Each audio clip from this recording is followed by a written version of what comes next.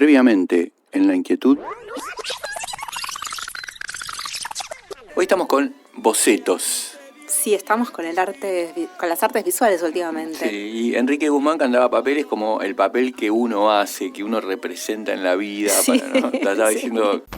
Vamos a tener a Paola Cortés Roca. Sí, ¿no? que es una de las curadoras de una muestra que está ahora acá en el CCK, que recoge una parte poco conocida de la obra de Osvaldo Lamborghini. Es una muestra que inauguró hace muy poco y que, junta distintos materiales que son desconocidos porque es parte de la producción de Lamborghini, de Osvaldo Lamborghini en el periodo barcelonés, en el tacercito barcelonés. Fue una producción que no llegó al país de manera oficial, sino que cuando su segunda pareja, Hannah Munch, se muere, la hija de Lamborghini, Elvira, va a Barcelona y se trae todas esas cosas en una valija, como si fueran zapatos. Dicen que ella ya incendió cadáveres y castigó bebés, y que él trae piedras en el bolsillo para sujetar al animal. Marina Mariach y Fabián Casas llegan para hacer La Inquietud, un programa hecho de amor y voluntad. ¿Qué horas son, mi corazón? Te lo dije bien clarito. Permanece a la escucha. Permanece a la escucha. 12 de la noche en La Habana, Cuba. 11 de la noche en San Salvador, El Salvador. 11 de la noche en Managua, Nicaragua. Me gustan los aviones, me gustas tú. Me gusta viajar, me gustas tú. Me gusta la mañana, me gustas tú. Me gusta el viento, me gustas tú. Me gusta soñar, me gustas tú. Me gusta la mar, me gustas tú. ¿Qué voy a hacer? Je ne sais pas. ¿Qué voy a hacer? Je ne sais plus. ¿Qué voy a hacer? Je suis perdu. ¿Qué horas son, mi corazón? Me gusta la moto, me gustas tú. Me gusta correr, me gustas tú. Me gusta la lluvia, me gustas tú. Me gusta volver, me gustas tú. Me gusta marihuana, me gustas tú. Me gusta colombiana, me gustas tú. Me gusta la montaña, me gustas tú. Me gusta la noche. ¿Qué voy a hacer? Je ne sais pas. ¿Qué voy a hacer? Je ne sais plus. ¿Qué voy a hacer? Je suis perdu. ¿Qué horas son, mi corazón?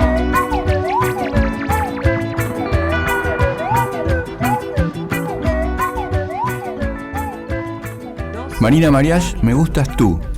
Lo mismo digo, Fabián. Programa 95, temporada 3. Qué temón. Qué temón, ¿no? Este es para mí posterior a, si no me equivoco, es posterior al disco anterior, al disco que fue el boom, ¿no?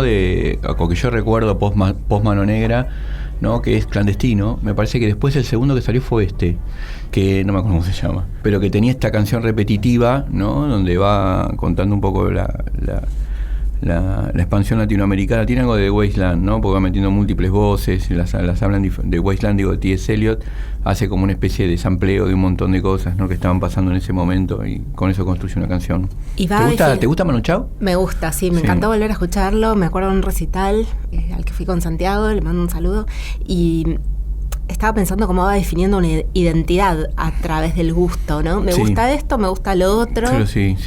Y bueno. Total.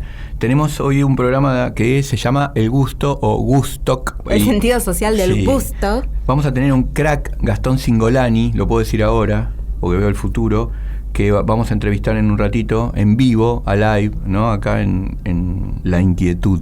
Sí, es que bueno que venga el invitado a hablar de lo que sabe y de toda esta cuestión que está tan de moda, ¿no? Con la arjonización de la política. Sí. Que ahora, se puso también muy en cuestión las investigaciones del CONICET que trabajan sobre estos temas, ¿no? Sobre los consumos populares, o esto, ¿no? El gusto que no está considerado como el buen gusto. Sí, que sería el buen gusto, ¿no? Claro. Sí, es verdad. Estaba pensando hace poco una remisera me llevó a a un lugar y nos pusimos a charlar. Me cayó 1000 puntos. Me contaba la vida de su familia con todo, y en un momento me dijo: a mí me gusta Arjona. Me dijo: ¿a vos te gusta? Yo le dije: yo no lo había escuchado nunca. Y yo me di cuenta que era paranoica, que ella pensaba que yo lo había escuchado y que me parecía una mierda. Por ahí los fans de Arjona son paranoicos, pobres, porque son tan apaleados por lo que por los que suponen que son los que esgrimen el buen gusto. Y ella me dijo: escuché una canción sobre la menstruación que hizo Arjona porque realmente nos refleja a las mujeres. Él sabe entender a las mujeres. Bueno, yo por supuesto hice, pues tengo inquietud. Sí, tengo inquietud, es una virtud para mí, eso que tengo, como así, tengo otras cosas que no son virtudes, como ser prejuicioso, pero fui y la busqué y después la analicé con mis alumnas y alumnos, y es una canción donde muy, muy elemental en cuanto a la estructura, pero sí encontramos una estructura geométrica que se repite a lo largo de una canción muy larga.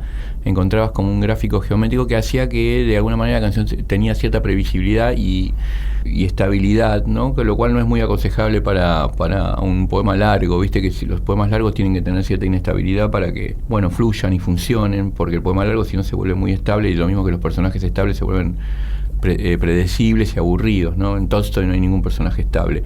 Pero Arjona decía cosas increíbles, por ejemplo, todo me llamaba la atención porque, por ejemplo, no sé si la escuchaste, ¿no? No sé cuál es. Es una sobre la menstruación y decía: cada mes una cigüeña se suicida.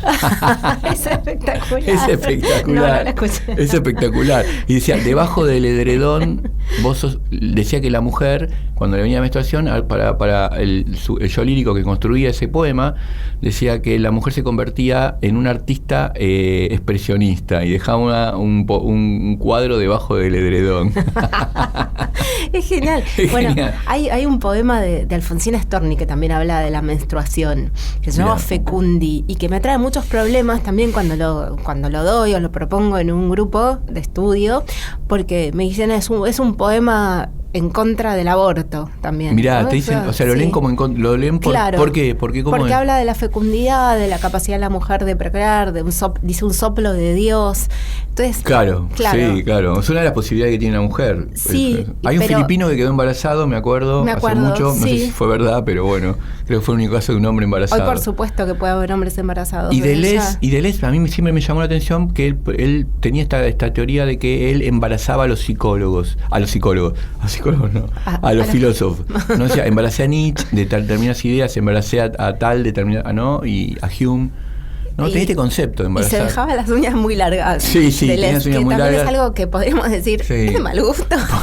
¿Sabes que a mí, no sé si será de mal gusto, pero a mí me genera la uña larga, me genera como cierta incomodidad para la persona, para moverse, ¿no? Lo veían los guitarristas a veces con las uñas largas, pero Deleuze creo que tenía las uñas muy largas. Pero no sé, muy largas, como enroscadas. Creo que tenía un problema en las yemas de los dedos de hipersensibilidad o algo así, entonces no podía tocar directamente. Pero decías vos, o sea que tenés ese problema con el poema. Claro, de un poema también que habla de la menstruación, pero también hay algo de Alfonsina Storni que fue leída en un momento desde la cursilería, ¿no? Entonces, claro. Está bueno también pensar en cómo se va modificando el gusto también. Bueno, y un poco también tiene que ver con esta cosa de bueno, lo que te gusta, lo que no te gusta. Me acuerdo, hoy, por ejemplo, veía un reel de Instagram que viste que ya no sabes si es verdad o no, si es fake o no, pero aparecían Los Redondos cantando T para 3 de Cerati, que durante mucho tiempo, digamos, era Cerati versus el Indio, o sea, los fans de Los Redondos totales, eran antónimos totales. Antagónicos. Y a mí, en general, los fans de Soda Stereo siempre me parecieron mucho más abiertos, más open mind en cuanto a incorporar determinadas otro tipo de músicas que los fans de Los Redondos, que eran como mucho más futboleros y más reacios a aceptar la incorporación de otras músicas. No así Solari, que de alguna manera, cuando él pierde para mí la batalla lírica con el público, porque termina siendo cantado por la gente, en vez de él instalar su potencia en la gente como era al comienzo, ¿no? Donde ponía canciones que no se entendían y que eran repotentes, él después, cuando pierde la batalla lírica y es cantado por el público, introduce las máquinas en Los Redondos, ¿viste? O sea que podía ampliar, digamos, el sentido musical y expandirlo, a diferencia de sus fans, que eran mucho más estrictos, ¿no? Con el gusto. Bueno, ¿te gustó el comienzo? Me encantó el comienzo, hay mucho más para hablar y vamos a escuchar That's What I Like y nos encontramos con Gastón Singolani. Dale. I got a condo in Manhattan. Baby girl, what's happening? You and your ass invited. So gonna get to clapping. Go pop it for a plan, pop it for me. Turn around and drop it for a plan, drop it for me. I'll rent a beach house in Miami. Wake up with no jammies. Lobster tail for dinner. Julio served that scampi. You got it if you want it. Got it if you want it. Said you got it if you want it. Take my wallet if you want it now. Jump in the Cadillac. Girl, let's put some miles on it. Anything you want, just to put a smile on it. You deserve it, baby. You deserve it all. And I'm gonna give it to you. Gold jewelry shining so bright. Strawberry champagne on us. Lucky for you, that's what I like. That's what I like. Lucky for you, that's what I like. That's what I like. Sex by the fire at night. Silk sheets and diamonds, all white. Lucky for you, that's what I like. That's what I like. Lucky for you, that's what I like. That's what I like. I'm talking trips to Puerto Rico. Say the word and we go. You can be my flica. Girl, I'll be a flico, mamacita. I would never make a promise that I can't keep. I promise that your smile ain't gonna never leave. Shopping sprees in Paris. Everything 24 carats. Take a look in that mirror. Now tell me who's the fairest. Is it you? Is it you? Is it me? Is it me? Say it's us. And I'll agree, baby. Jump in the Cadillac. Girl, let's put some miles on it. Anything you want, just to put a smile on it. You deserve it, baby. You deserve it all. And I'm gonna give it to you. Gold jewelry shining so bright. Strawberry champagne on us. Lucky for you, that's what I like. That's what I like. Lucky for you, that's what I like. That's what I like. Sex by the fire at night. Silk sheets and diamonds, all white. Lucky for you, that's what I like. That's what I like. Lucky for you, that's what I like. That's what I like. You say you want a good time, but here I am, baby. Here I am, baby. Talk to me, talk to me, tell me what's on your mind. If you want it, girl, come and get it. All this is here for you. Tell me, baby, what you tryna do? Gold jewelry shining bright. Strawberry champagne on us. Lucky for you, that's what I like. That's what I like. Lucky for you, that's what I like. That's what I like. Sex by the fire at night. Silk sheets and diamonds on us. Lucky for you, that's what I like. That's what I like. Lucky for you, that's what I like. That's what I like. Acabamos de escuchar That's What I Like. Eso es lo que me gusta de Bruno Mars. Estamos en una entrevista en vivo, lo que nos gusta. Sí, y vino ¿no? acá nuestro invitado. Vino invitado, está presente, es aurático, Gustavo Singolani. No, Gastón. Gastón, cualquier cosa, Gastón. Pero tiene que ver con el gusto, Gustavo. Está Claro, vino Sí, por ahí, está bien. sin la confusión. Sí. Hoy el tema es el gusto y estamos con... tenemos el gusto Sí, de estar aquí estamos reunidos. en Woodstock. Sí, con Gastón Singolani, que es licenciado en Comunicación de la Universidad Nacional de La Plata y, bueno, un montón de cosas más, pero ahora está como director del Instituto de Investigación de Arte y Crítica de la UNA, una hermosa Está en universidad. una. Está en una, como se dice ahora. Viste que la gente dice estoy en una. Estoy en una. No sé qué significa. Está en una, sí, Sí, mira, estoy yo en te una. digo, estuvo muy bueno porque el otro día estábamos viendo el debate con jóvenes, con mis hijas y demás, y en un momento, ¿viste? Cuando ponen todos los cuadraditos Sí. de las personas así por separado, la pantalla partida. Y alguien dijo, porque eran varios jóvenes, dice, che, Pasto está en una, pero porque está completamente fuera del debate hablándole a alguien como tipo tú. Eso significa Entonces, una. Claro, está como en otra, digamos. Nosotros diríamos en otra y ellos dicen en una, me parece. ¿Puede ser? No sé, no tengo ni idea. No sé, pero sé que es algo muy común que dice la gente ahora, me estoy en una o aquel está en una. ¿Vos en cuál estás? Bueno, estoy en varias. Sí. Pero a propósito de lo que me llamaron, pensaba hoy que hace algunos años ya había dejado un poco, estoy en otra, Sí. había dejado un poco en el freezer el tema del gusto, Sí. pero es el tema que más me gusta. Es muy divertido, tiene muchas aristas y me llevó muchos años recorrerlo desde varios lugares y siempre te queda la impresión de que todavía te falta muchísimo. ¿Qué fue una tesis tuya? Claro, ¿cómo fue? Yo hice 2 tesis. Primero hice una tesis de maestría, después la tesis doctoral en realidad sobre los juicios de gusto. Pero por supuesto tuve que ampliarlo, ¿no? El tema de cómo es que las personas comentamos, decimos lo que nos gusta, lo que no. Yo lo hice como una estrategia de trabajo en su momento para analizar consumos mediáticos, pero después me interesé mucho en el tema, me pareció fascinante la conversación cotidiana que hay al respecto, permanentemente estamos...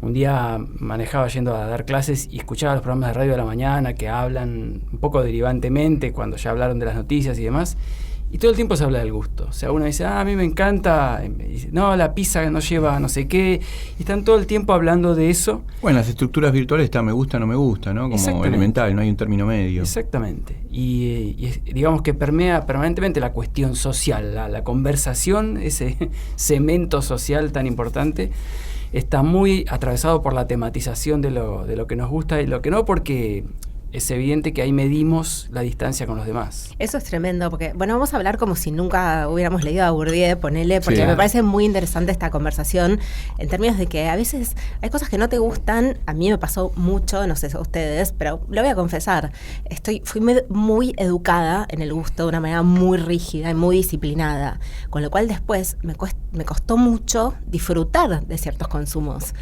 Voy a poner un ejemplo concreto. Cuando los casamientos, a las fiestas de 15, ponen una de Luis Miguel, Sí. mirá lo que te digo, una cosa Sí. bien popular, bien grande, Ricky Martin, el otro, el hijo de Verónica Castro, ¿cómo se llama? Cristian Castro. Cristian Castro.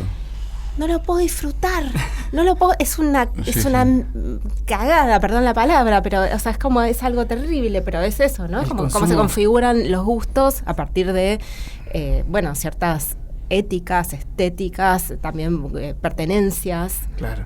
Los consumos vergonzantes, lo que se suele llamar el consumo vergonzante, o guilty pleasure, le dicen en inglés, así en la jerga de las redes, el consumo, los placeres culposos, ¿no? Y bueno, yo me acuerdo... Ni siquiera, Gastón, No, claro, en ese porque caso ni no es siquiera eso. es como de un elitismo tan elevado que no te deja ni te paraliza, pasarla bien, claro. te castra.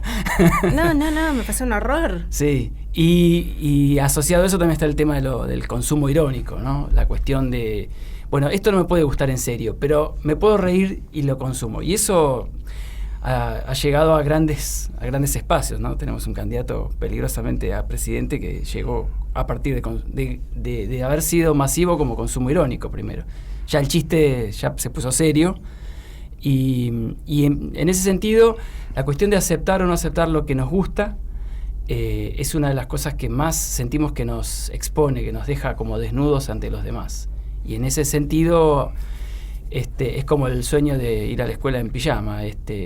Sentís que cuando vos contás lo que te gusta o lo que no te gusta, pero en general es lo que te gusta, es tremendamente exhibitivo. Y eso me pasaba, me acuerdo, haciendo entrevistas con la gente. Eso te quería preguntar, hiciste un trabajo de campo como hizo Bourdieu con entrevistas, ¿no? Exacto. Viste, él hacía con las clases populares, las clases más altas, y sacaba cálculo, ¿no? Eso mismo, solo Sí. que lo hacía lo hacía estrictamente conversacional. Sí. Pues yo encontré que el asunto no pasa por preguntarle. Si vos le preguntás a alguien qué le gusta, te va a mentir. Mirá. Porque, por eso que decía recién. Porque quiere parecer otra cosa, digamos, Porque quiere armarse una personalidad. Exactamente, se siente expuesto. Entonces, frente a eso, hay cosas que están socialmente aceptadas, otras que están socialmente baneadas, rechazadas. Y entonces, ante eso, el escudo social, excepcionalmente algunos no, pero el escudo social es muy importante. Vos decís, me gusta esto. El primer trabajo que hice tenía que ver con el momento inicial del... Un escudo social. Totalmente. Sí. Yo hice el primer trabajo lo hice sobre la explosión de los canales de cable en Argentina. Uh-huh. En ese momento, estamos hablando de 97, 98. El canal de cable más visto en Argentina era Crónica TV. No el canal de noticias, sino el canal de los 70 canales que había, ese era el más visto. Era un boom. Y apenas estaba ahí arrancando, haciendo la competencia Todo Noticias, como el otro canal que le competía. Yo hice 30 y pico entrevistas y con gente que vivía desde la villa hasta ingenieros jubilados, amas de casa, estudiantes, o sea, había de todo. todo el mundo decía que TN era bueno y Crónica era malo, ¿no? Una cosa curiosa, cuando digo todos eran supuestamente 34 entrevistas, 32 me dijeron eso, así. La primera pregunta era, no, a mí me gusta TN, Crónica no, es un desastre. Todos veían Crónica, yo les ponía programas de días previos, grabaciones de días previos, y todos habían visto esas noticias en Crónica. Todos conocían perfectamente por qué no les gustaba Crónica, o sea, todo el mundo veía Crónica. Y finalmente cuando se empiezan a relajar, vos te das cuenta que eso no es tan así. Lo que pasa es que no se podía decir, porque Crónica era de consumo irónico, era algo gracioso, grotesco, amarillista, y lo otro era lo formal, lo serio, esto en palabras de ellos. Sí, y aparte Crónica también creo que las personas que hacían Crónica habían identificado ese tipo de gusto y trabajaban eso, ¿no? Porque tiraron, una vez me acuerdo que tiraron una navaja para que le agarre un mono, y el título era el mono con navaja, pero de verdad, o sea, sí. Crónica, la verdad que lo planeaba, ¿no? Sí. O sea, identificaron algo de eso y después lo planearon, ¿no? Eso es un canal espectacular, hay que decirlo. Iba hacia eso, ¿no? No sé. Sí. Bueno, voy a traer una anécdota personal también que creo que ya la conté una vez en la radio, pero una vez el gato que teníamos en mi casa atrapó ¿cómo se llama? Un escorpión. Un escorpión. Y llamamos a Crónica. Mis hijos llamaron a Crónica. Claro, y esa es una nota para Crónica. Vino Crónica y está la placa: Gato Japón capturó escorpión en Almagro. Mira. No, sí, podía pasar algo. Y digamos Japón es el nombre del gato, perdón. Las definiciones, ¿cómo fueron después? O sea, ¿qué llegas a armar con respecto, por ejemplo, yo te preguntaría, a mí me interesa saber, que a veces pienso que lo que no te gusta habla más de vos que lo que te gusta. Sí, claro. Sí, eso es... A ver, hay gente hay sociólogas que plantean justamente esa cuestión, ¿no? Digamos que la gente tiene muy claro lo que no le gusta, no tan claro lo que le gusta. Pero a la hora de hablar, es muy fuerte esto que decíamos recién, como una especie de escudo o de enlace social, ¿no? Tratar de quedar bien con los demás, no sentirse rechazado, no sentirse sancionado por el entorno. Eso es muy importante. Pero después, para mí fue muy importante descubrir que en la conversación se despliegan toda una cantidad de cosas, y obviamente hay una barrera, un umbral conversacional que una vez que se entra en confianza, esas cosas empiezan a relajarse y empezamos a opinar con otros matices. Entonces ahí el análisis, ahí me tuve que poner a estudiar lingüística. El análisis discursivo, lingüístico, fue muy importante para encontrar cuáles eran los vericuetos argumentativos por los cuales vos llegás a poder razonar, argumentar, ejemplificar. Está lleno de... es un mar retórico impresionante. Pon un ejemplo, me encantaría, si puede ser para Mirá, no tan abstracto. Claro. Por ejemplo, bueno, un ejemplo bastante repetido es cuando la gente te dice, no, yo esto no lo miro ni loco. En casa se ve porque mi abuela lo tiene prendido todo el día. Es un ejemplo clásico. Antiguamente se decía eso de la chica que limpia en casa, ¿no? Ella mira la novela, hay trabajos de los años 80 en Argentina muy buenos, donde se hablaba esto de la telenovela, ¿no? La señora de clase media jamás miraba telenovela, la miraba la chica que trabajaba en la casa, y ella, bueno, como de estaba rebote, claro, el teleprendido. Lo mismo pasa yo en las clases, en la universidad, siempre en algún momento les tiro la palabra Arjona y todos se ríen, ¿no? La clase media universitaria se ríe ante Arjona. Bueno, hablemos de Arjona. Se piensan que las estás cargando. Pero ¿por qué? ¿Qué problema hay? Hay siempre, cada tanto eso se renueva. Arjona está envejeciendo, hay que decirlo. Sí. Tengo que buscar un ejemplo ¿Te puedo nuevo. preguntar algo? Claro. ¿Te gusta Arjona? Pasa esto. Sí. Bueno, yo te diría personalmente no, claro. Claro, pero te interesa. A ver. Obvio que es un re fenómeno, es un re fenómeno. Lo que pasa es que también algo que esto de la música que se baila en un casamiento, ¿no? Todos en algún momento te tirás al carnaval carioca, haces el trencito, aparece Cristian Castro, a Luis Miguel o los Cadillac, que ya también ya están de vuelta también. Y porque hay entorno, digamos, el gusto nunca es una cosa fija y uno cree que tiene un gusto como que define la individualidad, define la subjetividad, ¿no? Yo creo que desde el siglo XVI que se estudia el gusto de manera sistemática, primero en la filosofía, que hay una creencia muy fuerte en la cual el gusto es casi el patrón de la individualidad. Por suerte, los sociólogos de comienzos del siglo XX y después Bourdieu lo corroboró empíricamente, mostraron lo contrario, ¿no? Que que hay un fuerte impacto social en lo que definimos como nos gusta, que nos gusta y... Sí, hace una limpieza de Kant. Totalmente. Directamente, ¿no? Exactamente. Con la idea de la observación de la obra de arte como de prejuiciada, ¿no? Exactamente. Que Gurdjieff dice todo lo contrario. Exactamente. Y eso se corrobora en el día a día desde... Históricamente en la televisión argentina se decía, ¿qué programas quiere usted que pasemos? No, programas culturales, los ponían y no los miraba nadie. Todos miraban la telenovela, el boxeo, lo que sea, cosas populares. Porque opinamos, sobre todo cuando se hacen estudios hacia la ligera, opinamos lo que hay que opinar, no lo que nos pasa. Muchas veces no tiene que ver solo con un escudo consciente, que yo miento a propósito, sino que entramos en ese juego del intercambio y de la conversación. Ahora, hay momentos en los cuales el sujeto normal se relaja. Y el chiste que no podés hacer delante de los demás porque, no sé, porque no cuadra con el entorno, en el asado con tus amigos lo haces. O conversando en tu cocina te permitís decir algo que, obviamente, en el aula de la universidad no dirías nunca. Un comentario político, sexista, racista, lo que sea, clasista. Y esa barrera es muy importante y se traduce también en términos de los gustos, de la música, de lo que comes, de la gente, de lo que te parece la gente. Por eso es maravilloso estudiar eso, porque encontrás ahí como una especie de beta inconsciente que hay en el social. No es para nada fácilmente de controlar. La gente, así como se escuda, también en algún momento se relaja y larga una cosa que dice, mira lo que había acá, mira esta persona cómo piensa. Y bueno, y a mí me resulta eso como muy divertido, ¿no? Tiene como aspectos enrevesados, sobre todo cómo se conversa, los argumentos y las excusas que pones para hacer o decir tal y cual cosa que es de tu agrado. Claro, estaba pensando, por ejemplo, en relación a esto que decís último, las excusas, si se puede hablar, es una pregunta, del gusto por el morbo, o si es lo mismo el gusto y el morbo, pero digamos, el gusto por el morbo, porque eso es algo que tira mucho, el morbo, la cosa truculenta, el gore, no sé, la sangre, los accidentes, eso que cuando estamos en una ruta y vas con el auto y hay un accidente y la gente para a mirar, o sea, disminuye la velocidad.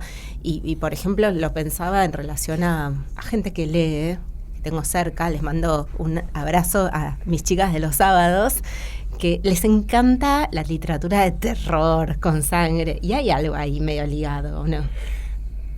Yo te voy a empezar así. Empezaste hablando de morbo y vos ya pusiste ahí la barrera. Dijiste, bueno, de acá para allá es morbo.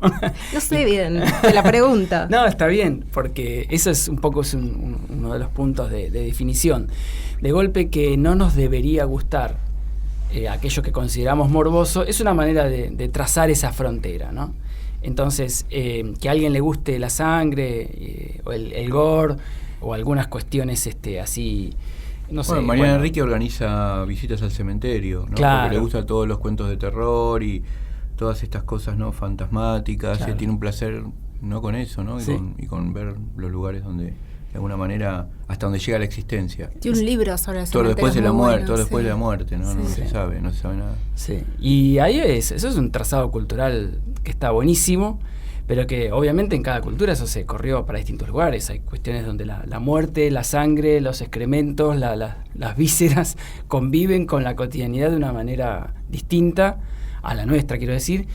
Y entonces ahí la escena de qué es lo que nos gusta o no nos gusta, digamos, obviamente trazada una frontera se vuelve divertido, interesante ver qué implica cruzarla, cómo la cruzo, cómo la atravieso, con quiénes, en qué circunstancias, dónde nos damos un espacio para que eso se relaje y nos metamos, ¿no? O sea, el gusto está armado de fronteras. No, bueno, a mí me pasó, perdón la autorreferencialidad, pero esto es como una charla y el año pasado publiqué un libro que... no sé, mucha gente me dice, tú y tu libro, y yo digo, claro, bueno, pero no sé, tengo una breve obra previa, pero claro, este libro se trataba sobre el suicidio de mi mamá, y ese tema convocó muchísimo. Yo soy plenamente consciente de que eso fue una de las razones por la que fue tan leído y comentado. Bueno, morbo, ¿no? Como ahí, qué sé yo, se puede aprovechar, por lo menos... Vayan y cómprenlo, que está buenísimo. ¿Qué haces con yo, por ejemplo, cuando estoy cuando doy clases, trato de hacer una supresión del gusto? ¿no? Para analizar determinados poemas, ¿no? Que una supresión que también el gusto está tenido también por la ideología, ¿no? Por ejemplo, pongo de ejemplo siempre, traigo de ejemplo, llevo un libro que divide un poco la clase, un poema de un poeta que a mí me parece crack, que es Martín Rodríguez, donde él de alguna manera hace un poema que está en contra de el aborto, o sea, está a favor de la procreación. No lo dice explícitamente porque es un gran poeta. Entonces los grandes poetas no dicen explícitamente las cosas, sino que, bueno, pero ahí se divide la clase, ¿no? Entonces yo le digo, bueno, podemos analizar este poema y ver que tiene determinados logros, por más que vos estés a favor del aborto. Entonces se produce, digo, trabajo con eso, con la idea de supresión de gusto, porque me parece que a veces el gusto impide que puedas ver la maquinaria de un poema extraordinario, precisamente porque no te gusta o dice algo que está en contra de tu ideología, ¿no? Sí, es perfecto lo que decís. Mirá, una de las cosas que pasa cuando uno trabaja con estas cosas, o el ejercicio áulico, a veces tenés que enseñar algo, más allá de que te guste o no, porque existe como técnica, como recurso, como realidad social. El otro día con unos profes compañeros, en una reunión, decía, yo miro Tinelli, todo el mundo se dio vuelta, pero ¿cómo que claro, ¿viste? No, yo miro Tinelli, es parte de mi laburo y no dejo de verlo. Yo analizo eso en clase, lo utilizo muchísimo, investigo sobre el tema, y miro Tinelli, no importa, no tiene que ver que me guste o no me guste. Sí, ¿te gusta trabajar sobre eso? ¿Te gusta trabajar sobre qué está pasando con lo que produce Tinelli? Ahora, esto que vos contás, generar pasa en los estudiantes, ¿no? Generar en el otro la capacidad de suspender sus propios recursos automáticos para poder conocerlos de los otros, entender cómo funcionan las cosas, es una barrera difícil. Por ejemplo, en el aula tiene cierta dificultad, pero aparte es una barrera social que es la misma de la que hablaba hoy. La diferencia es que cuando vos te profesionalizás acerca de estos temas, tenés que trabajar con vos mismo y poder pasar, ¿no? Lo del morbo, poder pasar el morbo de ponerte a ver cosas que de otra manera no verías ni gastarías tiempo de tu vida en ver determinadas, no sé, películas, escuchar música, leer revistas o diarios. Yo hablo de cosas viejas, pero lo mismo pasa con ver TikTok, ¿no? Yo tengo compañeros que trabajan discurso político en TikTok. Por eso tienen que ver mucho TikTok de todo, porque el discurso está nadando entre medio de otras cosas, el discurso político. Inclusive en posteos de gente que no hace política, pero que se expresa en las redes, entonces tenés que pasar eso. Bueno, hay gente que te dice, pero eso es un horror. Yo cuando presenté mi tesis, mi proyecto de tesis en una universidad que no voy a decir, pero es la más importante, se me rieron literalmente en la cara. El jurado que tenía que decir, usted puede entregar esta tesis, una preinstancia, se me rió en la cara. ¿Por qué? ¿Qué decía? A ver, ¿cómo fue? No, porque yo planteaba que tenía que analizar ciertos productos mediáticos y luego conversar con la gente, tenía que ver con el proyecto, ¿no? ¿Vas a mirar esto? Me dijeron, sí. Claro. Ja. Es una cosa, viste, me sentí pelotudo. Me tocaron una beta. Por suerte tenía un director que enseguida me defendió y yo volví sobre mí mismo porque me sentí una escena estaba siendo juzgado, pero además se pasaron de rosca, ¿no? ¿Por qué reírte del objeto del otro? Esto llevó a que la sociología se ocupara de estos asuntos hace muy poco. Lo del caso Bourdieu es un caso emblemático porque se animó a trabajar sobre determinadas cosas que eran del uso popular, y la sociología, desde el mundo académico y elitista, no se ocupaba del mundo popular. El mundo popular de la cultura... la cultura popular, ¿no? Digamos. Claro, es un objeto reciente. Contá un poco, si querés, del Danubio Azul y algo por ahí. Claro, exactamente. Ver esto, cómo funciona para alguna gente, qué es lo oculto además para alguna gente, y que otros se reirían. Hoy día el arte contemporáneo partió completamente el asunto porque se volvió arte casi cualquier cosa irreconocible para el 95% de la población. No considerarían arte lo que los que son del arte dirían esto es arte, ¿no es cierto? O sea, no es más un cuadro de Caballete, no es más determinado tipo de música, sino que arte se volvieron cosas completamente deformes, sacadas de una ferretería, o sea, no tienen nada que ver. Sí, post-Duchamp.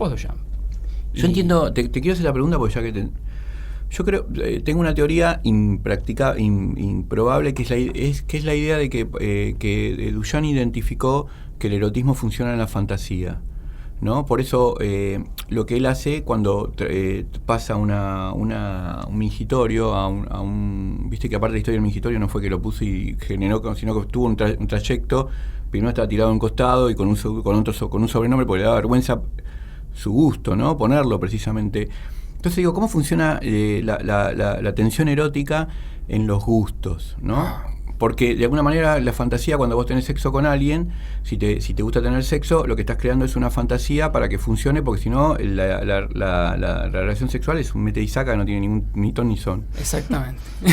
Y creo que Duchamp hace precisamente eso, ¿no? Y tiene que ver con esto que vos estás contando ahora, es una especie de metonimia, ¿no? Desde el erotismo, ¿no? Como construcción de una fantasía, por eso pongo un mingitorio en una cosa y está trabajando una fantasía con respecto al arte, y después se produce una metonimia en el desplazamiento de los gustos, ¿no? En eso Kant, que hizo un esfuerzo enorme por escribir una buena obra sobre el problema del gusto. Total, en la tercera crítica. Tremenda. Pero que no cierra. Sí, no cierra. No cierra, está mal. O sea, Pura buenas intenciones, querido Emanuel. Sí. Tal cual. Llegó hasta un lugar y después ahí entras en terreno incógnito, ¿no? Exactamente. La cosa en sí. Exactamente. Pero él vio algo interesante, porque el gusto siempre tiene que ver con el conocimiento. Pero él se dio cuenta de que hay un tipo de conocimiento que no surge obviamente de los sentidos, de manera directa, no es la obviedad, es lo que te pasa, y él lo pone en lugar de, bueno, no es lo mismo el placer carnal que el gusto. El gusto y tiene mucho que ver con el intelecto, y hay algo que no entra por los sentidos del físico, sino que te pasa por otro lado. ¿Cómo vos ves que algo es bello? No lo ves con los ojos, lo apreciás desde otro. Hay otra cosa en elaboración, que él no pudo descular qué pasaba, y porque realmente es complejo, ni siquiera las neurociencias contemporáneas terminan de descubrir cómo está funcionando. Él tenía una intuición de que había algo más que solo una cuestión física o sensorial, hay algo más en juego. Bueno, finalmente él termina como decantando o dejando que la cosa vaya, y así permeó la filosofía, mucho por la idea de que la gente, como parte de la ilustración que era, la gente que tenía un cierto bagaje cultural, claro, había que formar los gustos de la gente. Sí. Y el que no quedaba como en un estado cuasi animal, digamos, que solo le interesaban los placeres carnales. Se siguió viendo la cultura popular hasta hace poco de esa manera, ¿no? La cultura popular no tiene gusto.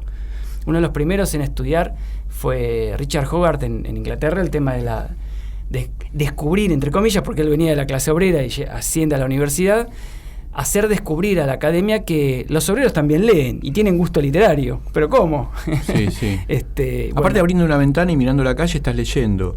Porque muchas veces me pasó que identifiqué personas, por ejemplo, pienso en Lucas Martí, un músico que me gusta mucho, que no tiene la biblioteca de Messi, 5 libros, 3 debe tener. Y siempre me llamaba la atención cómo tenía esa capacidad para narrar y para contar en sus canciones tantas cosas. Y claro, digo, porque Lucas está leyendo la realidad, abre una ventana y lee. No es necesariamente el libro el que te instruye, solamente. Exactamente. Aparte me gustó, como estabas diciendo, perdón Gastón, el tema, el gusto ya como un valor, ¿no? Como valorativo a la palabra, porque después puedes decir buen gusto, mal gusto, pero tienen gusto, bueno, más vale, ¿no?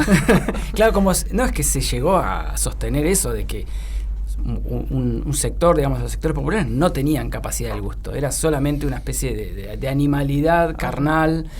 Y que había algo del orden de la elevación o de una capacidad, no sé si cognitiva especial que te permitía eso. Y bueno, finalmente el desarrollo de eso tuvo que ver con generar teorías del conocimiento. El gusto es una forma de conocimiento que por supuesto no es un conocimiento racional, lógico, sino que es un conocimiento de otro orden que ordena el mundo justamente, y que ese ordenamiento está en ligazón metonímica con la vida, con la estancia social. Por eso no tiene nada que ver con la subjetividad, tiene mucho que ver con la socialidad.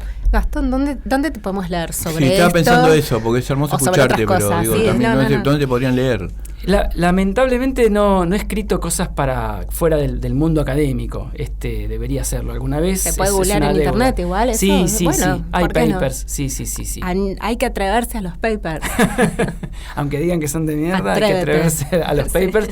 Que no siempre son. No, ahí tengo varias cosas publicadas. Yo creo que si se googlea, sí aparecen. Y bueno, con gusto seré leído. Bueno, muchas gracias por venir. Fue un placer y un gusto. Sí, la verdad que sí. Nos quedaríamos un rato más, sí, pero bueno, nos están también rajando. Gracias. Bueno, muchas gracias. A ustedes.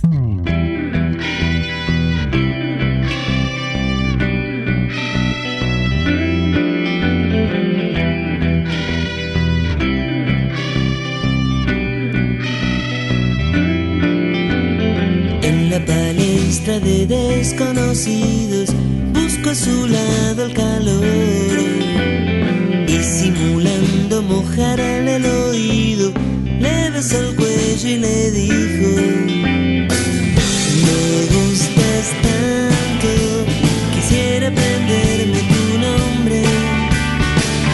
Me gustas tanto que no sé por dónde voy.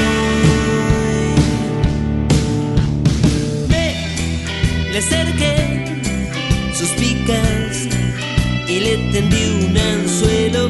Vamos a fumar un porro ahí. Me gusta verte reír, me gusta tanto tu coqueteo. Me gusta verte reír, me gusta tanto tu coqueteo.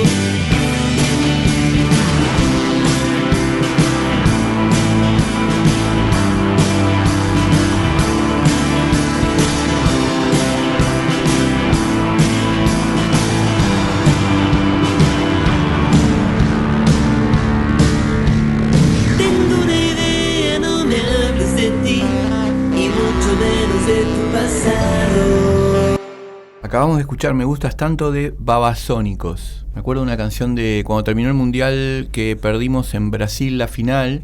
Entró Özil, que era un cantante, que era un jugador alemán, y entró la novia de Özil y las piernas de la novia de Özil salían desde el cuello, tenía unas piernas larguísimas, era hermosísima, entraron todas las novias de los alemanes a la cancha, eran todas hermosas, y me acuerdo que yo cantaba: Özil, estoy mirando a tu novia y qué. ¿Qué tenés ahí?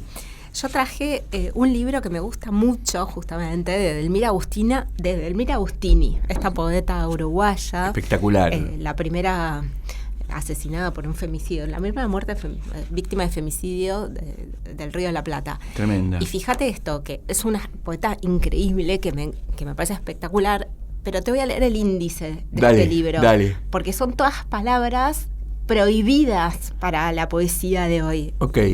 Visión, inextinguibles, lo inefable, un alma, vida, 3 pétalos, tu boca. De mi numen a la muerte, la siembra, la musa, mi musa triste, la barca milagrosa, el vampiro en silencio, boca a boca, todo así. Espectacular. Todo eso es se podría poner un glosario de proscripciones, se dice. Sí, es como para es como una especie para lo actual, como una exhibición de atrocidades. Claro, sí, ¿no? sí, es como este libro, esto no. Sí. Bueno, el gusto es importante, ¿no? Y todo lo que hablábamos hoy ¿qué vas a leer? ¿Querés leer algo de ella? Dale. Veo que tenés también a Durán ahí, o es para otro programa. No, lo traje, pero porque siempre viene bien leerlo a Daniel Durán. Total. Sí, te voy a leer un poema cortito de este libro, justamente, que se llama La Musa. Ok. Yo la quiero cambiante, misteriosa y compleja, con 2 ojos de abismo que se vuelven fanales, en su boca una fruta perfumada y bermeja, que destile más miel que los rubios panales.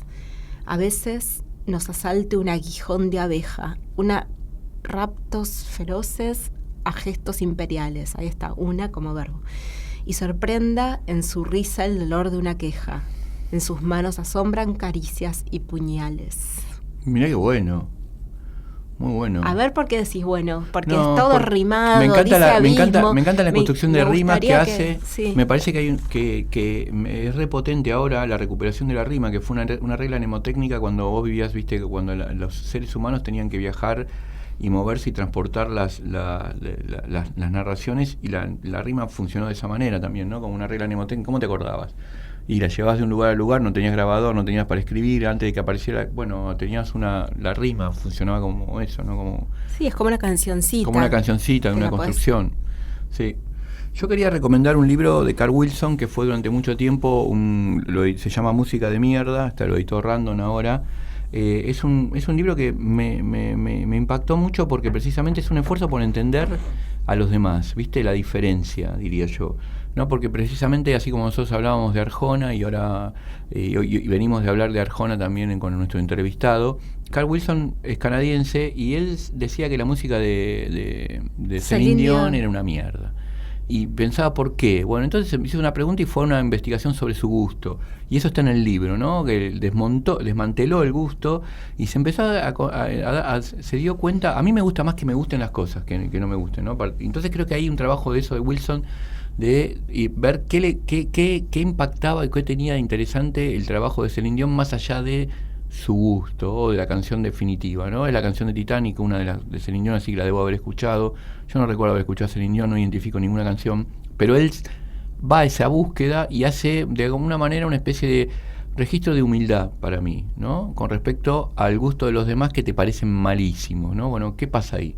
Entonces lo recomiendo mucho. A mí me encanta porque yo lo estuve hojeando recién y empieza directamente con una frase que no sé si la querés leer, que dice así como yo odiaba a Celine Dion, ¿no? Es como que quería desentrañar por qué, de dónde venía ese rechazo. Sí. Me parece espectacular. Total, y con muchas ganas de a muchos nos pasa eso, ¿no? Que de repente escuchas algo que realmente te provoca furia. Ya no es ni siquiera una especie de falta de interés. Es como que estaba pensando, por ejemplo, en Kenny G. Sí. ¿Te acordás? Sí, total. Hace un tiempo sonaba ese saxo y a mí me agarraba una furia. Sí. Y también está el concepto, ¿no? Que un poco venimos a hablar en el bloque anterior, no lo explicitamos, pero la idea de lo grasa. ¿Viste? Total. Que ser grasa, ¿no? Para algunos, un millonario sofisticado, por ejemplo, Costantini del Malva, puede ser grasa. Y para otros no.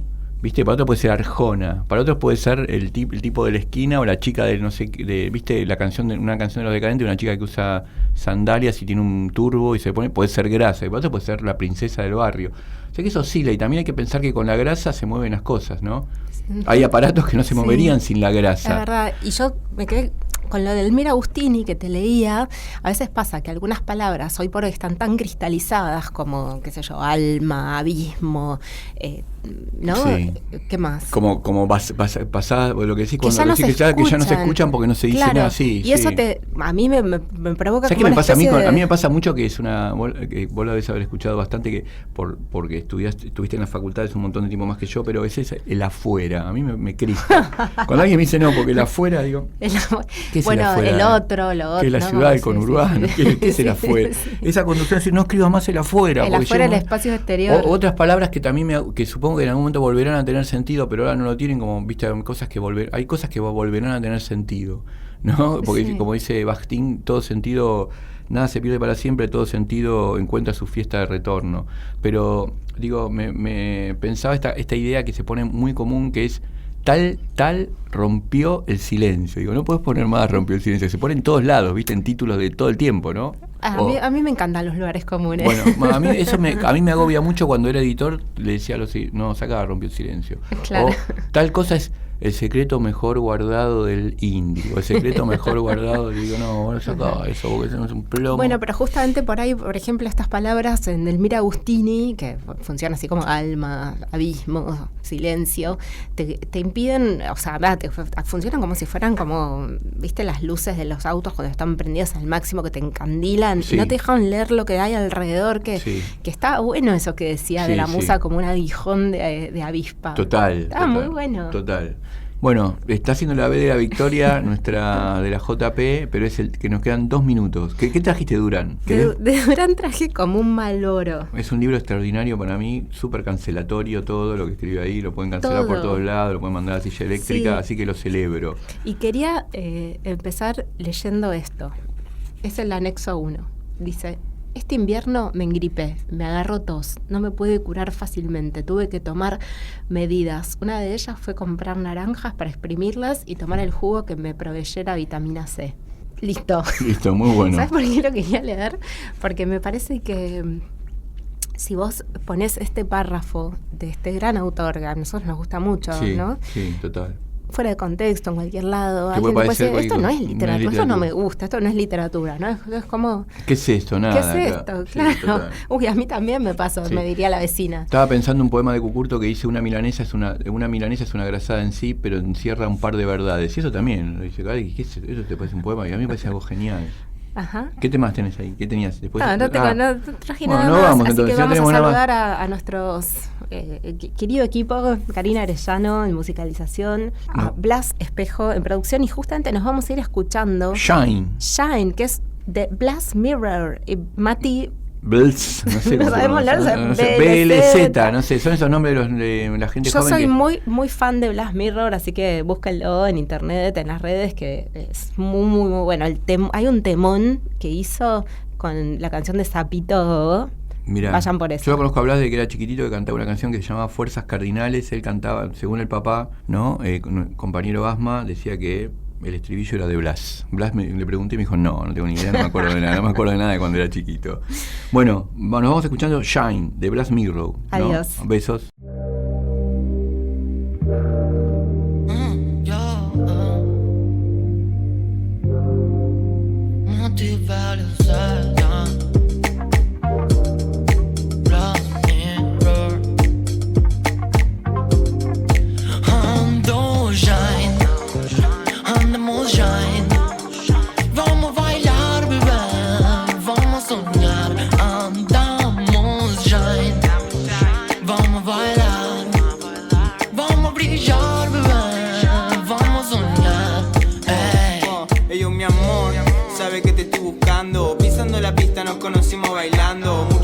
Me ve la piba de la barra. Si quiero le mandamos que tengo su confianza. Así que imagínate, girl, te llevo al cielo. Vamos a la playa en Brasil, te pago el vuelo. Si vos sabés que bailando podemos y vamos a brillar mientras juntos lo bailemos. Loca, vos mandale que estoy buscando entender cómo hago para quererte sin pensar en el ayer. Me rompiste el corazón, pero ya lo superé. Estoy buscando brillar y sé que lo voy a hacer. Loca, vos mandale que estoy buscando entender cómo hago para quererte sin pensar en el ayer. Me rompiste el corazón, pero ya lo superé. Estoy buscando brillar y sé que lo voy a hacer. On the moonshine, vamos a bailar, bebé. Vamos a soñar, andamos shine. Vamos a bailar, vamos a brillar, bebé. Vamos a soñar. Me sorprendí cuando entendí que ya recién salía de la nada, de la nada. Me gusta verte fresca, flaca, con esos ojos brillantes, flama, muy flama. Me siento timaya, fumando en playa brava. Ya llegó la broma, se juntó toda la bondad. Me siento timaya, fumando en playa brava. Ya llegó la broma, se juntó toda la ando shine. Andamos shine. Vamos a bailar, bebé. Vamos a soñar. Andamos shine. Vamos a bailar.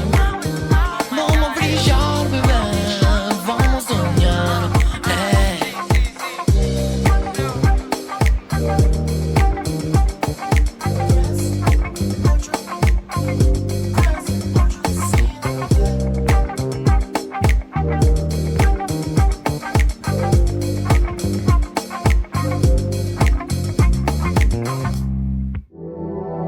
Fue una producción del Ministerio de Cultura.